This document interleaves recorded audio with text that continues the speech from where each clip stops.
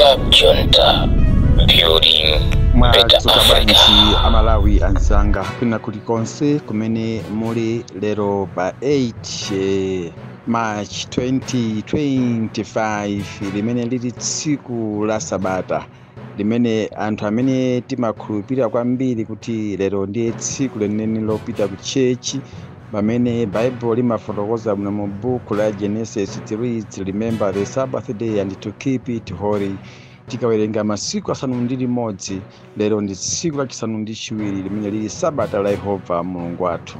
Pamene tikukonzekera kupita ku chechi kukamupembedza kukamutumikira, ena nsonza apembedza dzulo, ena apembedza mawa, tiyeni tonse tikamuyamike Mulungu chifukwa cha tsiku limene watipatsa labwino lokoma kwambiri kuti tadzukanso ndi moyo wamphamvu ndi wathanzi. Amalawi anzanga, lero ndifuna ndikupatsireni VN yapaderadera special VN imene ndifotokoze zinthu ziwiri zitatu koma mosakaniza kwambiri, ndiyeni mundimvetsetse. Poyamba ndimafuna ndipereke moni wa mafuno abwino kwambiri kwa anzanga amene ndasola nawo kwa nthawi yayitali, kumina kwa zaka zokwana 7 ngati si 8. Lero tayankhulana pa phone kuchokera ku United States of America kunduza kuti Pastor Shumba timakumverani mavyeni, ndipo takhala ndikusowa namba yanu kwambiri. Mzanga Lighton Gonti amene anandiphunzitsa ine driving galimoto yake mwaulere, mzanga oposa mazimu, mzanga osaona nyengo, kwawo ndi ku Blantyre kuchireka uko. Lighton Gonti tinadziwana kalekale yakugwira ntchito ngati truck driver ku cars. Yes, komanso moni wina apite kwa mkazi wake Tsebe. Mlamu uli bwanji kwa America, Sister Sebe, I love you so much. Komanso moni wina apite kwa zinzanga onse konkuno ku Malawi, komanso azibale anga amene muli ku Botswana, Alex komanso Mike, mulandire moni wanu wapaderadera mu tsiku la lero. Abale anzanga Amalawi, ndimafuna ndinene ichi. Dzulo ndinafotokoza VN yonena kuti potengera ndi ndondomeko imene tinatsata ineyo Pastor Shumba pandekha, ndifama amene mwamvetse kwambiri anthu. Ndondomeko imene ndinatsata ineyo Pastor Shumba pandekha, ndinaona kuthekera, ndinaona kufunikira kuti nkhani imene ya age limit ndiyipititse ku bungwe limene ine ndimalipatsa ulemu, bungwe la Malawi Freedom Fighters, kudzera kwa director wa bungwe limeneli Professor Kinka Adams Makoloni.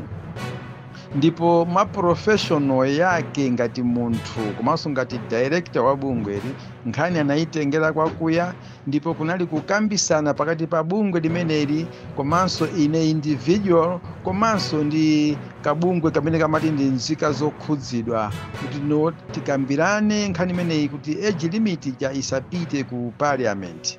Ndipo kudzera ku mfundo zimene ndimakambirana ndi director wa Malawi Freedom Fighters, amakambirana ndi atsogoleri ena abungwe limene la nzika zokhudzidwa, ndipo paka na nkhani ija inafika kumapeto kunena kuti satenganso petition ija kupitisa ku nyumba ya malamulo.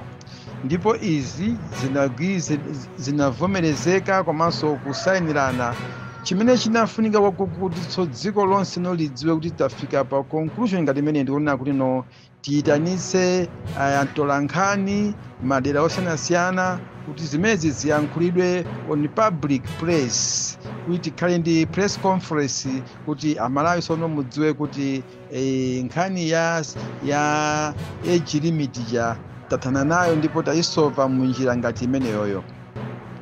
Ngakhale kunena kuti no abungwero akunena kuti ayi tingokonza zimene timaona kuti ndizolakwika zimene ife tinawunikira, koma at the end petition imene ipita silikhala lero silikhala mawa, achitanso kulingalira bwino mozama kuti petition imeneyo mwina atha kupitisa koma sipano payi. Ndikuyankhula izi chifukwa chani? Amene anayimira ngati ndi mmodzi wa atsogoleri a bungwe limenelo lokhudzika amati Abraham David, dzulo anatulutsa VN yake yosonyeza ngati kuti zimene ine ndimayankhula ndi zabodza. Koma Amalawi anzanga, ndimanena kuti ine sindiyankhula chinthu chabodza. ndimafuna ndikupatseni mwayi amene mumakwanitsa kuyankhula ndi director wa Malawi Freedom Fighters Professor Kinka Adams Makoloni, mutha kumulowera ku inbox kwake ndipo akufotokozerani. Ndikukhulupirira kuti bungwe limene lili ambiri mukulidziwa, ndipo chifukwa chonena kuti kuli anthu ambiri ochuluka, komanso maboma onse 28 muli anthu ochokera kumeneko ku bungwe limene la Malawi Freedom Fighters, komanso kuli madepartment ku bungweko limene limagwira ntchito mogawana komanso mopasana nthawi komanso mopasana maprogramu awo kuti amayima ndithu mu stand inini imene imafunikira.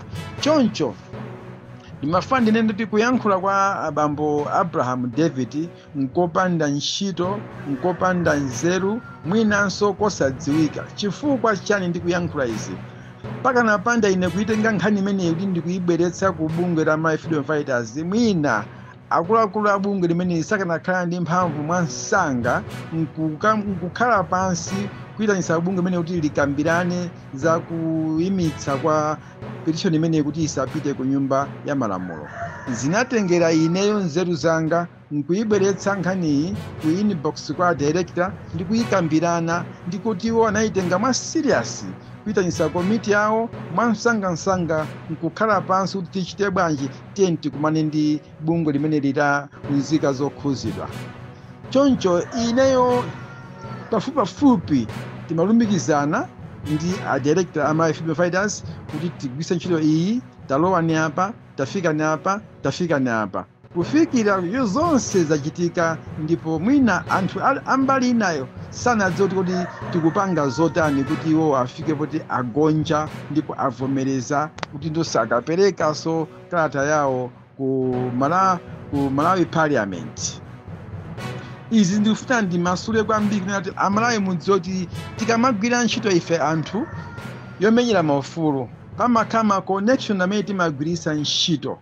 Otherwise pakanakhala palibe nzeru zimene tinazipanga kuti zichitike, mwina bwezi tunena kuti dzulo kalata imeneja inapita ku nyumba ya malamulo. Ndipo panopa ndinanena dzulo kunena kuti nkhani imene ya age limit bill pano anthu musayikambenso, chifukwa tayikambirana ndipo yayimitsidwa kufikira mwina kutsogolo kuno atakonzanso zimene tinanena kuti izizi zikuonesa kuti zili ndi ma-errors achiopsezo kwambiri makamaka kwa achikulire, zimene zikuphwanya malamulo komanso ufulu wa anthu achikulire mu dziko muno. Ndikukhulupirira kuti imene ndafotokozeramu anthu ambiri mwandimvetsesa. Rise and Shining imakupatsirani zoona zokhazokha, ndipo izapitiriza kukupatsirani zoona zokhazokha makamaka a Malawi. VNE ndikutulutsira ku DPP, Genuine People for Freedom. Ineyo ndini magrupu anga apaderadera okwana 6 amene ndimatha kuagwiritsa ntchito ngati ma business group anga kuti akufikireni inuyo Amalawi ochuluka kwina kulikonse kumene muli. Ndimafuna ndiyankhuleponso kuyankhula kwa mtudzu kwina kumene anayankhula abambo Edward Kambanje kunena kuti zimene tapanga ife ngati anthu komanso ngati bungwe mophatikizana ndi Malawi Freedom Fighters ndidzopanda pake, nzosathandiza. Akuti iwo ngati bungwe la Concerning Citizen sakugwizana nazo. Ndimafuna ndiauze Akambanje kunena kuti chokhumba chanu ku mtundu wa Malawi, ife ngati Amalawi eni dziko timachidziwa kuti ndinu munthu wadyera, mumafuna ndrama. Tere mutamva kuti kuli chithumba kumeneko kunzika zokhuzidwa zimene Agape Khombe anapatsidwa, munayamba kulumikizana naye Agape Khombe mpaka inuyo pamene ndikunena pano inuyo muli limodzi ndi Agape Khombe, mwakumanadzana ndi Agape Khombe, munamutsatira ku Lilongwe, ndipo kusowa kumene mukunena kuti wasowa Agape Khombe, inuyo bambo Kambanje mukudziwa chilungamo chonse bwino lomwe, ndipo Agape Khombe kumene ali bambo Kambanje mwafotokozera Malawi chimene inuyo mwachipanga kuti anthu anene kuti Agape Khombe wapangidwa kidinapo. Amalawi anzanga, ndikamapasira nineyo uthenga ndimakhati ndafufuza china chilichonse ndipo ndinacho umboni. Sindimapereka uthenga wopanda umboni. Pamene pali Agape Khombe, Bambo Edward Kambanje akupadziwa. Ndipo palibe amene angamusowetse Agape Khombe mwanjira ina iliyonse chifukwa chakuti akafuna akapereke petition ya age limit ku parliament, chifukwa ndi ufulu wa wina aliyense mdziko muno kupanga chimene iye angakwanise ngati chili cha ndondomeko. Ndipo munthu sangasowesedwe chifukwa cha nkhani ngati imeneyo ayi. Chifukwa wina aliyense mdziko muno amadziwa kuti nkhani ya age limit singapase panopa, potengera kuti age limit yabwera mu nthawi yolakwika imene Amalawi akukonzekera kupita ku chisankho cha 2025 general election. Choncho izi timangofuna kuti angoyambapo azipange, koma kothera kwake kukanakhala ku parliament kumene aphungu a nyumba ya malamulo akanayiwunikanso nkhani imeneyi. Ndipo momboni muli nawo kuti no parliament isanalowe, Bambo George Chaponda amene ndi wamkulu wa nyumba ya malamulo kumbali yotsutsa boma anayankhula kuti nkhani imeneyi tayikambirana ku ma business committee kwathu ndipo sikulowaso ku nyumba ya malamulo. Zimene za Malawi mukuzidziwa. Choncho asawonongese mbiri ya dzipani dzina kuti zimene zamupanga kidnap Agape Khombe kapena ayi. Nkhani ndiyonena kuti Agape Khombe atapasidwa ndalama zoti iyeyo ayende amemeze achinyamata kuti akamuthandize kupanga sekondi bili imeneyi ku nyumba ya malamulo. Tsatsani malonda anu pa machanelo awa. Makosana with 100 plus subscribers. BS Malawi with 100 plus subscribers. Hot 265 with 90,000 plus subscribers. Sam Mavita with 100 plus subscribers. AMTV Malawi with 50k plus subscribers. Malawi Trends TV with 50k plus subscribers. Dreams Media with 20k plus subscribers. Mpongwe Pongwe with 80k plus subscribers. Club Junta with 40k subscribers. Komanso Umata Daily with 10k plus subscribers. Ndipo mutakulipeza kudzera pa Malawian YouTubers Association Maya. Utenga wanu udzafikira anthu oposaposa 500,000 pa tsiku. Tilumikizeni kudzera pa email iyi officialmaya265@gmail.com. Achinyamata kuti akamuthandize kupanga sekondi bili imeneyi ku nyumba ya malamulo. Achinyamata ambiri komanso azimayi ambiri ozindikira anakana kupanga zimene iyeyo amawauza. Ndipo maendizati akanadziwa kuti ngati sindipangapo protein iliyonse kuza kuti ndalama zimene ndapasidwazi ndiyitanitsidwa kuti ndikazibweze, koma ndipange mapulani ndithawitse ndalamazi ndikhe ngati ndasowetsedwa. Ndipo kenako kuti mukhulupirire kuti zimene ndinazi ndizoona, mumva kuti Agape Khombe wapezeka malo akuti. Zimene zozo zakhala zikuchitika. Amalawi ambiri opsapsalika tikuwadziwa amakonda kupanga zinthu ngati zimene zozo. Amalawi anzanga, ndimabwera poyera, sindimabisa munthu akapanga chinthu, sindimambisa munthu kapena kuyankhula mozembazemba. Ndimati ndipemphe kuti pamene Bambo Kambanje munachotsedwa mu gulu loti ndinu omenyera ufulu wa dziko lino, musazikakamize kuti Amalawi akuyambe kukukondani. Chifukwa Amalawi anakutumukani, Amalawi munakhumudwitsa, Amalawi alibe nazo chidwi china chilichonse cha bungwe lanu limene munakhazikitsa. Mutakhala wina mukhoza kumvetsetsa chimene Amalawi timafotokoza. Ndipo Amalawi akamanga chinthu amanga. Timene kuti Amalawi akutulukani inuyo, Amalawi akutulukani basi. Kaya muyankhula mawu mtundu wanji onyoza, kaya mutukwana, kaya mutani, kaya muzibakira mtundu wanji, koma inuyo Amalawi amene amadziwa zakhalidwe lanu, Amalawi amene amadziwa kumenyera wa ufulu wa dziko lino, inuyo anakutuluka. Ndikuphatikizapo ndife amene tili anthu omenyera ufulu wa dziko lino modzipereka mopanda dipo lina lililonse.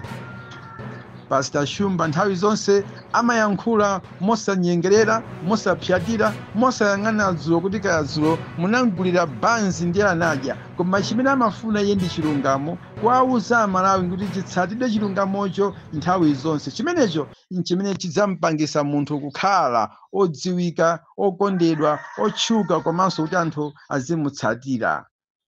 Bambo Kambanje, simungayankhule zinthu zomveka pano pa Malawi pano pamene dziko lafika likupyera, ndipo inuyo ndi munthu mmodzi amene makhala mukupsepsezera ku nkhani ya age limit, komanso bambo Abraham David kupsepsezera chifukwa chomva kuti no kwabwera chithumba chimene bambo Agape Khombe alandira. Mtima unali pa chithumbacho, osati kuyimira Malawi, osati kukonda dziko lano. Ndizompesa chisoni kwambiri kuti anthu inuyo nonsenu awiri inu, bambo Kambanje komanso amene bambo David, ndinu ochokera mchigawo chakumwera maboma a Blantyre, koma mukuonesa khalidwe loyipa kwambiri losakonda anthu a mtundu wanu komanso osakonda dziko lanu, kuonjezera kuti Malawi amene wapsinjika apitirebe kupsinjika mopanda chisoni. Izi tinene kuti Mulungu wakana, ndipo Mulungu sanavomereze, ndipo Mulungu atigwiritsa ntchito ine kudzera ku bungwe la Malawi Freedom Fighters pansi pa ulamuliro wa Profesa Adam Skinker Makoloni.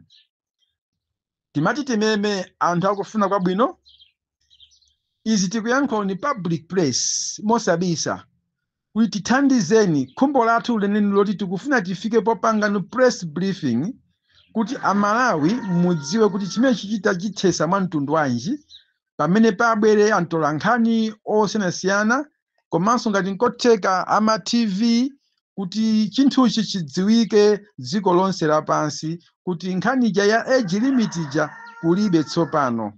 Ndi khumbo lathu kuti tikamayankhula pa ma social media zinazi zizifikiranso ngakhale kwa atolankhani amene ali anthu okhulupirika pa chimene iwo amachiyankhula mu dziko lathu, chifukwa ndi ntchito yawo imene iwo adapatsidwa kuyimira Malawi, kufotokoza zimene Amalawi akambirana ndi kumanga.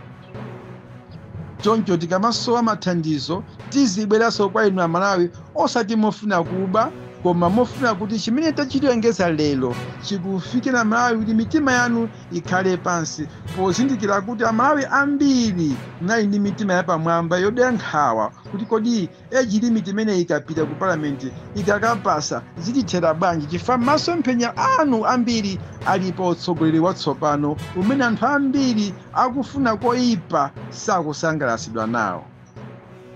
Choncho ndikumemeza nonse kuti amene muli mumafunia zabwino dziko lanu, tipereka nambala kumasana kuno kwa amene mungatilowere ku inbox yapaderadera imene mungathe kuponyerako thandizo lanu limene litipangitse kuti ifeyo tibwere tipangise press briefing mdziko lomwe lino la Malawi, ndipo kuti Amalawi nonse mumve chimene chamangidwa kuti nkhawa zanu zichokeno popereka maganizo amene ife ndi bungwe limene litikafuna kukapereka kalata yawo ku nyumba ya malamulo yofuna kuthana ndi anthu achikulireri lathera pati. Khumbo lathu ndoti Amalawi muzimvere nokha pamene owulusa mawu amaradio ngakhalenso ma TV komanso atolankhani atapereke uthengawo kudzera kumene pa chimene ifeyo tikufuna kuchipanga. Amalawi nthawi zonse nakupemphani kuti muzindikhulupirira zimene ndikuyankhula, kuti zinthu izi kuti zifike apa sindinazipange ndekha, ndapanga kuphatikizana ndi maganizo amene ndinakapempha ku bungwe la Malawi Freedom Fighters kuti akuluakulu tithandizeni, ngati kuti bungwe limene lero ndimalidalira pa moyo wanga kuti likayima ndikuyankhula limamveka ndi Malawi Freedom Fighters, mosogozedwa ndi director wa bungwe limeneli Profesa Kinka Adams Makoloni. Ndifuna ndinene izi kuti ena akhoza kuyipitsa zambiri yanga ku Malawi Freedom Fighters, koma pakati pa ine ndi bungweli pali ubale waukulu kwambiri, chifukwa ndagwirako ntchito maudindo osiyanasiyana, ndagwirako ntchito ngati spokesperson wa bungweli, ndagwirako ntchito ngati Secretary General wa bungweli pamene ndimapanga resign kusiya ku bungweli, koma ubale wathu ulipo waukulu kwambiri umene timatha kulumikiza potengera futino tapanga zinthu zingapo, komanso ndinagwiraponso ntchito ngati Director of Strategic ku bungwe limeneli. Mutha kuona kuti maudindo amene ndakhala ndikutchula ndi akuluakulu okhaokha amene ndakhala ndikuyendesa nawo bungwe limeneli. Kufikira lero ubale wathu ndi wamphamvu, choncho ndimadziwa mphamvu zimene zili ku bungwe la Malawi Freedom Fighters komanso kufunikira kumene kuli ku bungwe limene lili. Choncho pakakhala tipathina ndimapita kumeneku ngati kwa amayi ndikayamwe nzeru zina zapaderadera kodi apapa ndingatani, ndipo amandithandizira nzeru chifukwa pali ubale wathu wamphamvu. Ndiye wena asabwere ndi kubweresa udani pakati pa Pastor Shumba ndi bungwe la Malawi Freedom Fighters. Amalawi ndimafuna mumve chimenechi kuti kupempha kwathu kukhala ndithu kofikirika kwa wina aliyense akuchimva. Zipani, mabungwe, anthu paokha kufuna kwabwino kuti mutithandize. Mukhale ndi tsiku labwino pamene tikukonzekera kukubweserani press briefing nthawi ina iliyonse pasanapite masiku awiri kuti Amalawi mumve chona chenicheni. Mukhale ndi mawa bwino nonse, Ambuye akudalitseni pamene mukagwira ntchito zosiyanasiyana komanso pamene mukapembedza Mulungu wanu, kuti kuwala kwa tsikuli kukufikireni mwamtendere, pamenenso muli ndi chiyembekezo chonena kuti tsono Amalawi akukonzekera kuponya voti yawo pa 16 September kusankha mtsogoleri watsopano wa dziko lino.